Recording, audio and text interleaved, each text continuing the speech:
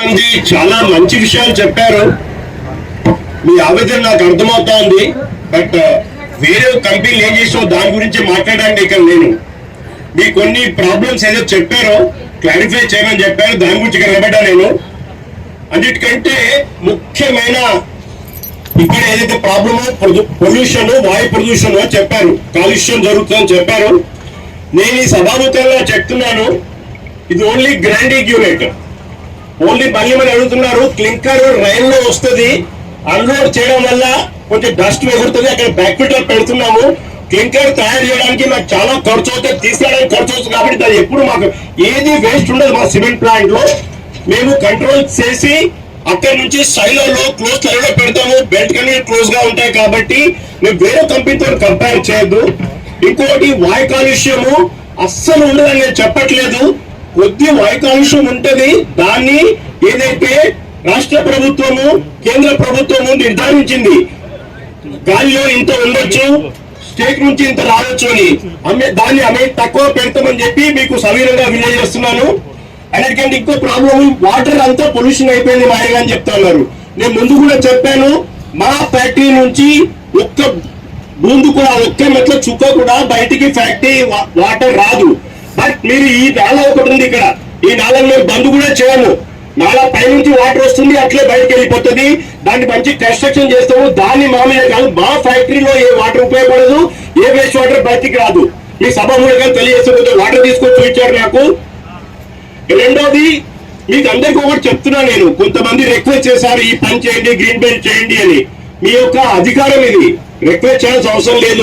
మా ధర్మము, మీ అధికారము, మీ ఉన్నమాట చెప్తున్నాం సభాముఖంగా. రెండోది, ఇక్కడ సర్పంచ్ గారు కూర్చున్నారు గ్రీన్ బెల్ట్ 40% చేయమని. నేను చాలా సంతోషపడుతున్నాను. కొన్ని విలేజ్ పక్క అని చెప్పి కొంత చెప్పారు, నాకు కూడా అర్థమవుతుంది. నేను కూడా ఫ్యాక్టరీలో పనిచేస్తున్నాను, 56 ప్లాంట్లు మేము రన్ చేస్తున్నాము. ఆ ఏరియాలో మిమ్మల్ని కలిసి అక్కడ ముందు గ్రీన్ బెల్ట్ డెవలప్ స్టార్ట్ చేస్తాము. అక్కడ ఏ ప్లాంట్లు మేము తీసేయము, తాకి కొద్దిగా ఏదైతే డస్ట్ వస్తుందో అటు సైడ్ పోవడానికి చేయదు, అది తోడ్పడుతుంది గ్రీన్ బెల్ట్. తప్పకుండా మేము 40% చేస్తానికి ప్రయత్నిస్తాము. ఎక్కడైతే మెటీరియల్ హ్యాండిల్ అవుతుందో, అక్కడ డస్ట్ రావడానికి ఉంటుందో అక్కడక్కడే క్లోజ్ చేయడానికి ప్రయత్నం చేస్తుందో. తర్వాత ఉద్యోగం గురించి మాట్లాడారు, చాలా మంది ఉద్యోగం గురించి మాట్లాడారు. నేను ముందే చెప్పాను, గ్రైండింగ్ యూనిట్ చిన్నది, కానీ ఈ విలేజ్ లో చదువుకున్న వాళ్ళు ఉంటే, ఎంటెక్ చేసిన వాళ్ళు, బీటెక్ చేసిన వాళ్ళు, చదువుకున్న వాళ్ళు ఉంటే, ఇది ఒకటే కాదు ఉద్యోగం. నేను చెప్పా, 100 రాష్ట్రాల్లో మేము పనిచేస్తున్నాం చెప్పా.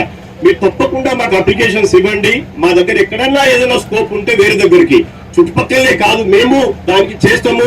నైపుణ్యం గురించి మాట్లాడే జనాలు, నైపుణ్యం బట్టి ఇవ్వాలని నేను ముందే చెప్పాను. నైపుణ్యము ఆవశ్యకతను బట్టి ఎంతైతే అవసరం ఉంటుందో దాన్ని బట్టి నేను తప్పకుండా ఇస్తాను. సిఎస్ఆర్ గురించి మీరు చాలా మంది మాట్లాడారు. నేను ముందు కూడా చెప్తున్నాను, ఏ సిఎస్ఆర్ పని చేసినా మేము మా అంతకు మేము చేయము. మీరు ఇదొక ప్లాంట్, దానికో బడ్జెట్ అంటూ ఉంటుంది సిఎస్ఆర్ ప్రతి సంవత్సరము. మీరు అన్ని లీస్ట్ రాసిచ్చి 1 సంవత్సరంలో అయిపోవాలి, రెండిట్లో ఇది కాని పని. మీరు చెప్పినా అది కాదు.